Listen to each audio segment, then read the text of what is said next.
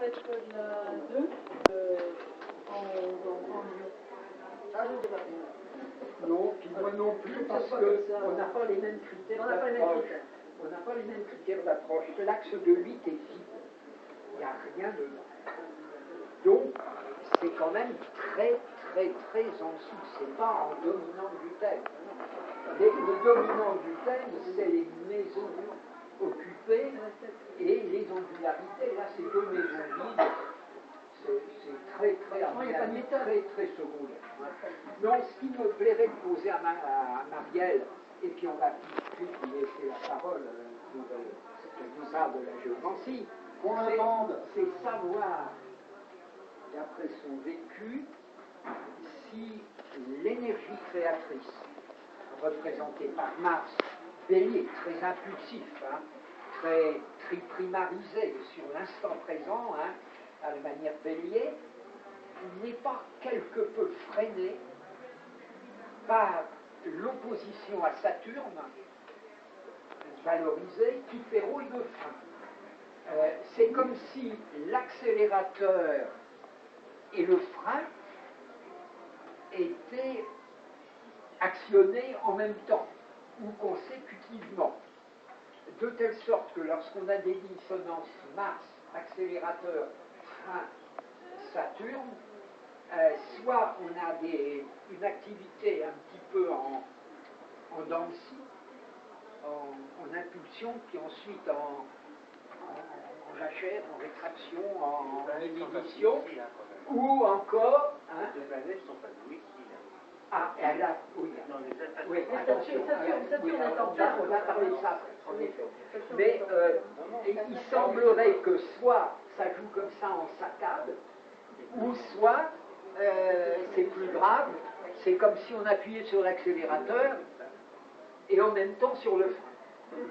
Alors là, il peut y avoir des phénomènes de blocage de l'activité. Alors, comment tu ressens ça, toi? Ça vient... Oui, attendez, je termine avec Marielle. Est-ce que ça vient par jet ou est-ce que...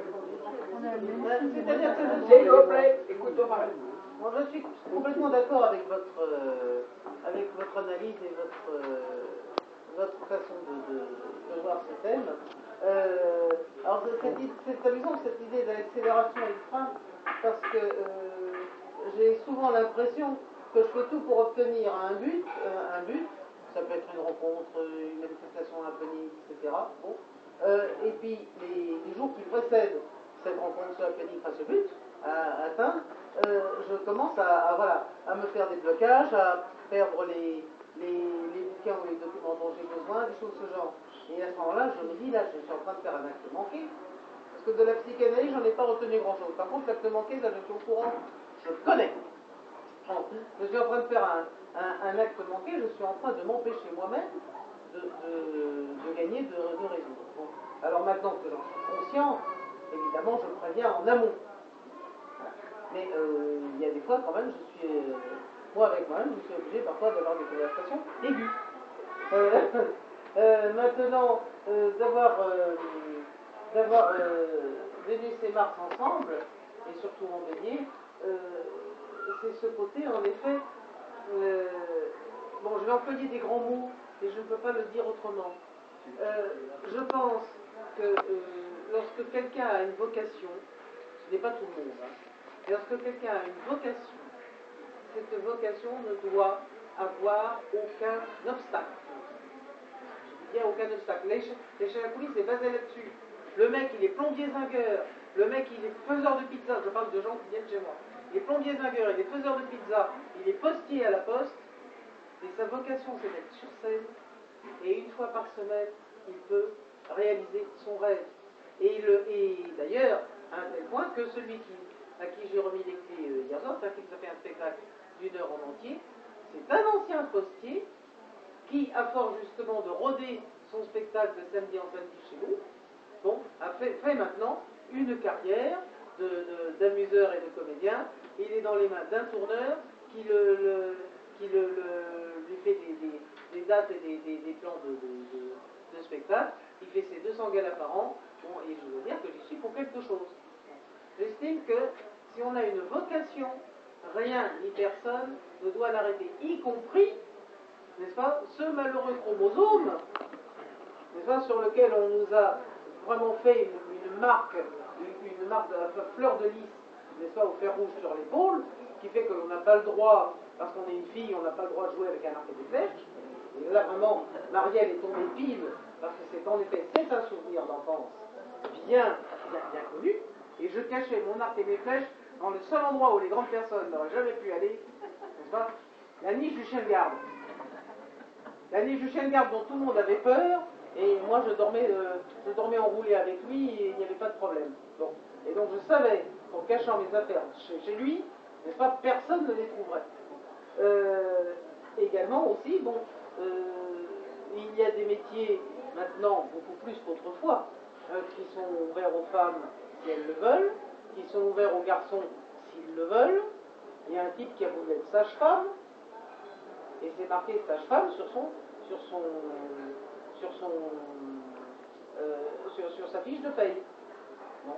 Maintenant, évidemment, il faut savoir que sage-femme n'avait rien à voir avec une femme.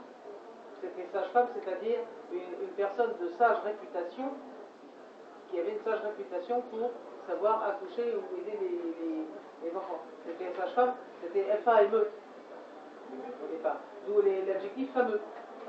Donc en effet, c'est tout à fait remarquable de voir bien dans ce thème. Maintenant, c'est vrai que j'ai une réputation de rebelle. J'ai une réputation anticonformiste. Il n'y a qu'à voir comment je suis fringué. Il y a, bon, tu me permets 2 secondes de... Vas-y. Alors, d'abord au niveau de la vocation c'est le milieu du ciel et son maître. Il y a un milieu du ciel ici en Cancer. Son maître, c'est donc la Lune. La Lune est conjointe à Vénus.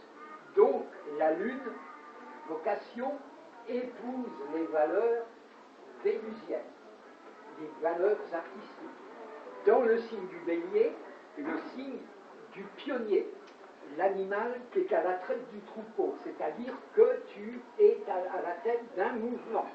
Tu es une meneuse d'hommes dans une vocation artistique, Lune, conjointe Vénus. On met son set vers les autres. Et puis, ailleurs, Uranus, c'est vraiment, comme je le disais au départ, celui qui se pose en s'opposant. C'est celui qui s'impose en s'opposant à tout. voilà. Confère le thème, dans un registre très très différent, du général de Gaulle, qui s'oppose à son tour dans un registre différent. Dans un registre différent, et je serais venu dans un registre différent, mais qui s'oppose à la hiérarchie, à l'armée de son temps, qui rentre en dissidence. Et je suis seul, mais moi je vais à la... Ah oui, non mais De Gaulle, il a eu la chance d'avoir Hitler.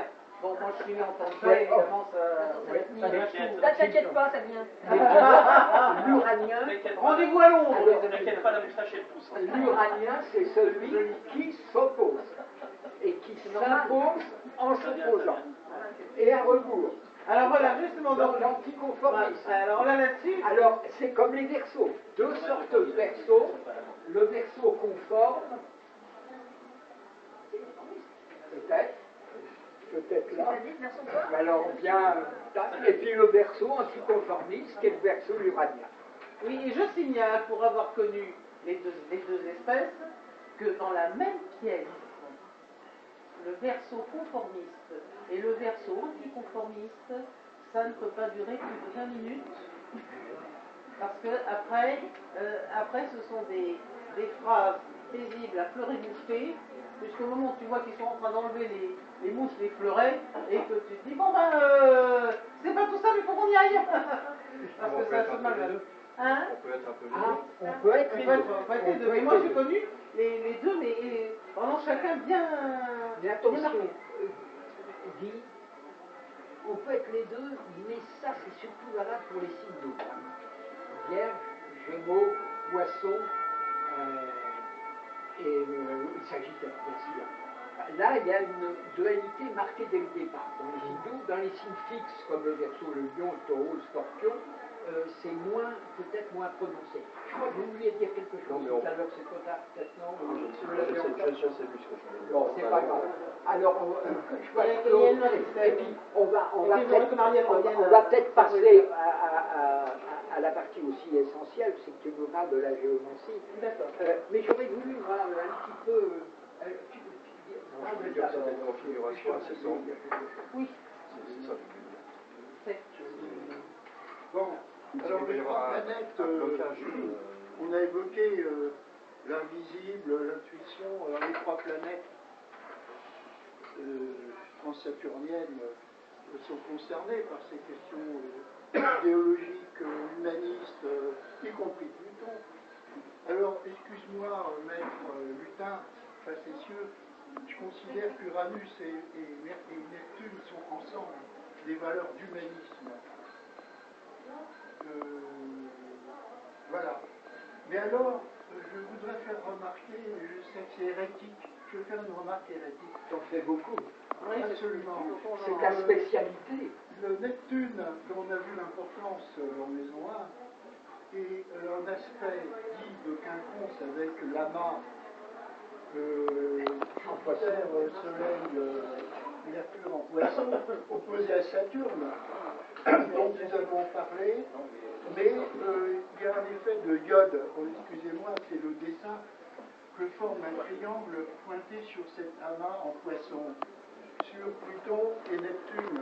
Donc, le spectaculaire, le terrestre, le spectaculaire, aimer gouverner, aimer être sur la scène, que tu présentes par ces trois planètes, Jupiter, Soleil et Mercure, est amplifié par le rapport aux deux planètes invisibles, Pluton et Neptune. Mais est-ce que tu ne crois pas plutôt Ça s'appelle un iode. Mais ne crois-tu pas plutôt que le complexe, disons, spectaculaire, enfin,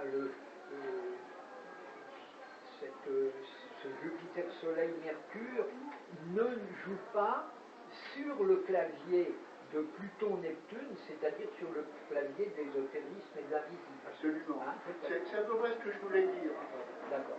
Moi, je pourrais dire. Alors, vous pouvez vous exprimer, mais j'aimerais que Marielle puisse quand même parler de géomancie, parce qu'on va bientôt terminer et on n'aura pas abordé la géomancie. Non, mais simplement que le nœud nord se trouve dans des notices conjoints au Soleil et qu'elle est complètement dans sa